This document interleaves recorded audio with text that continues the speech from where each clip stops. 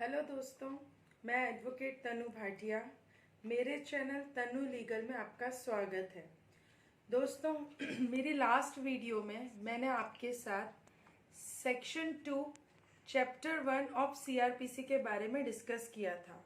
उसमें मैंने आपको बताया था कुछ ट्रिक्स के बारे में कि किस तरह से आप सब सेक्शंस को इजीली लर्न कर सकते हैं।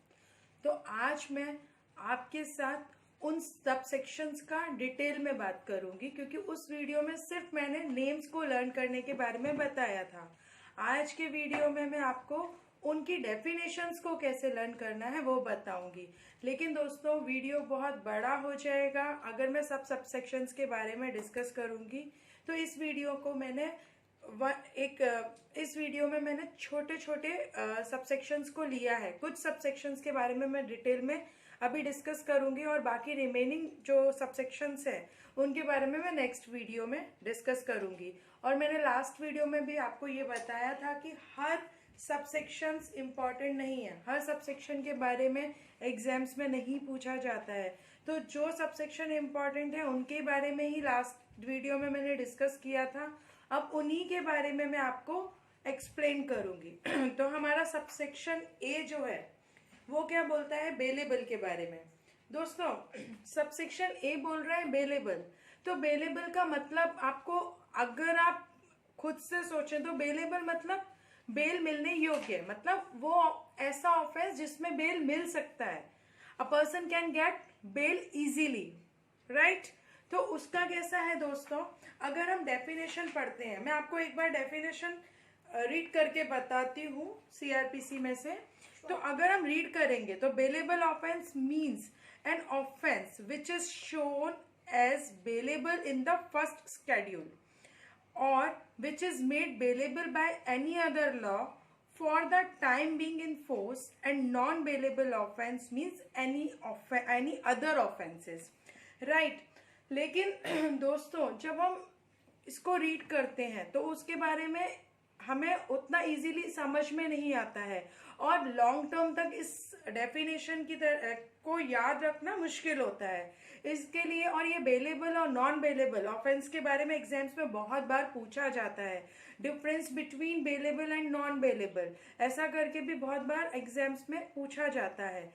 तो दोस्तों, मैं आपको बताती हूँ बेलेबल और नॉन बेलेबल को आप किस तरह से इजीली याद रख सकते हैं। बेलेबल मतलब बेल मिलने योग्य, you can get easily bail, ठीक है। बट उसमें क्या क्या टर्म्स एंड कंडीशन है। बेलेबल ऑफेंस में मतलब लेस देन 3 years का इम्प्रिजनमेंट और फाइन, राइट। जो ऑफेंस है वो कम सीरियस टाइप का रहता है। लाइक इसका एक एग्जाम्पल है कि जो पर्सन है जिसने ऑफेंस किया है, क्रिमिनल पर्सन, तो हम उसको एक एग्जाम्पल के तौर पे ले सकते हैं, being a member of unlawful assembly, ठीक है। उस केस में क्या है, बेल मिल जाता है, क्योंकि वो जो उसका ऑफेंस है, उसका जो इम्प्रिजनमेंट है वो लेस देन 3 years है, राइट।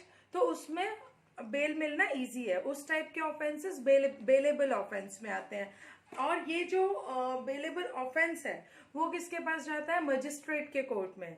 उसमें मजिस्ट्रेट को पावर है आपको बेल देने का। अभी हम बात करते हैं नॉन बेलेबल ऑफेंस के बारे में। तो दोस्तों, नॉन बेलेबल ऑफेंस क्या है। ऐसा नहीं है कि आप नॉन बेलेबल ऑफेंस में बेल नहीं मिलता है, बट उसके लिए दोस्तों कुछ कंडीशन रहती हैं। अगर आपको नॉन बेलेबल ऑफेंस में, नॉन बेलेबल ऑफेंस किस टाइप के ऑफेंसेस आते हैं, लाइक सीरियस टाइप के ऑफेंसेस, लाइक ग्रीवियस हर्ट, अपना मर्डर, अटेम्प्ट टू मर्डर, इस तरह के जो ऑफेंसेस रहते हैं उनको वो नॉन बेलेबल ऑफेंसेस में आते हैं। और फ्रेंड्स, इनमें भी बेल मिलता है, लेकिन कुछ रीजनेबल ग्राउंड में मिलता है। उसके बारे में सेक्शन 437 ऑफ सीआरपीसी में उसका प्रोविजन दिया गया है। तो आपको बेलेबल और नॉन बेलेबल का डिफरेंस समझ में आ गया। नॉन बेलेबल ऑफेंस में अगर बेल मिलता है तो रीजनेबल ग्राउंड्स पे मिलता है, कुछ परिस्थितियां देखी जाती हैं तब मिलता है। और 437 में इसका प्रोविजन भी बताया गया है, 437 ऑफ सीआरपीसी में, कि किस किस कंडीशन में किस तरह से आपको नॉन बेलेबल ऑफेंस में बेल मिलेगा, ठीक है।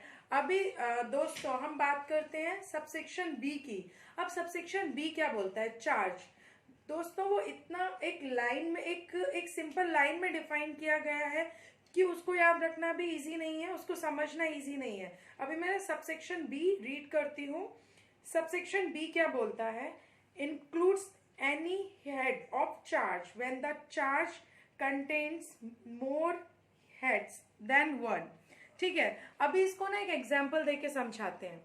दोस्तों एग्जाम्पल क्या? सपोज ए पर्सन है, वो बी के हाउस में घुसा, उसने चोरी किया। ठीक है, उसने गन पॉइंट पे चोरी किया और ज्वेलरी लिया, मनी चुराया। सामने पर्सन है, पर्सन के सामने ही उसने गन पॉइंट पे सबसे पहला ऑफेंस किया, वो उसके घर में घुसा, उसने गन पॉइंट पे उसके घर से मनी चुराया, ज्वेलरी चुराया और वो भाग गया।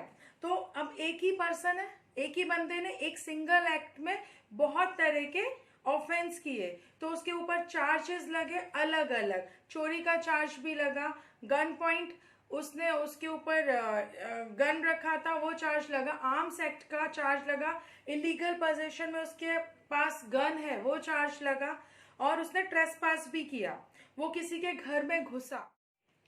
दोस्तों चार्जेस लगाने का पर्पस क्या है? चार्जेस लगाने का पर्पस ये है कि एक केस के बारे में बताती हूँ।